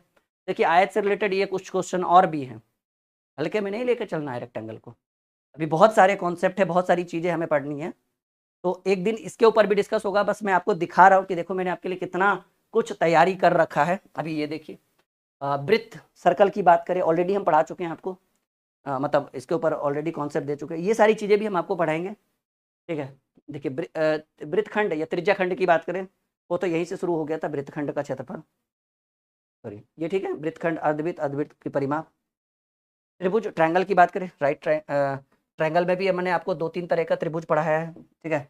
हम बड़े आगे, ये सारी चीज़ें हम आगे डिस्कस करेंगे, परेशान होने की जरूरत नहीं, ये तो मैं बस आपको डेमो दिखा रहा हूँ कि देखो मैंने आपके लिए कितनी तैयारी कर रखी है, इतना लेवल तक हम आपको पढ़ाएंगे मेंसुरेशन इस बार, ठीक है। हाँ, तो ये तो अभी बस डेमो है, अभी सबके ऊपर एक एक कर करके डिस्कशन चलेगा। मतलब मैं आपको ये शो करा रहा हूँ कि देखो मैंने इतनी तैयारी कर रखी है, और अब आप चाहो तो इसको अपनी कॉपी में नोट कर सकते हो, बाकी पीडीएफ मैं दे दूंगा। समबाहु त्रिभुज, समबाहु त्रिभुज, समान भुजा वाले त्रिभुज, बड़े आगे चलिए, समचतुर्भुज, D1 इंटू विकर्ण, D1 इंटू D2, अभी अभी मैंने आपको बोला भुजा तरह से, इसमें कुछ थोड़ा सा चेंज है लेकिन कोई बात नहीं है, मैं हूं ना, कर देंगे हम आपको एकदम अच्छे से। चलिए, यहाँ समलंब चतुर्भुज, ये समलंब चतुर्भुज है, आपको दिख रहा होगा, ऑलरेडी हम इसके ऊपर थोड़ा क्या बहुत डिस्कशन कर चुके हैं। हम बढ़े आगे, हाँ चल, इतना ही था हमारा। तो ये 2D के ऊपर था, लास्ट में 6-7 पेज जो मैंने आपके लिए स्पेशल हम आपके लिए लेकर आए। उम्मीद है कि फॉर्मूला से रिलेटेड जितनी भी बातें थी 2D 3D के ऊपर, वो शायद कंप्लीट हो गया। कल से अगले क्लास से हम क्वेश्चन आंसर करेंगे, शुरुआत करेंगे हम लोग वर्ग से, वर्ग और आयत ये दोनों का कॉम्बिनेशन चलेगा, बाकी करते रहेंगे कंटिन्यू। उम्मीद है ये वीडियो, ये क्लास, पहला क्लास आपको अच्छा रहा होगा। कहा गया first impression is the last impression, ठीक है। बहुत पसीना हमने बहाया है फर्स्ट क्लास में, तो ये लगातार बहते रहेगा। चलो, ओके।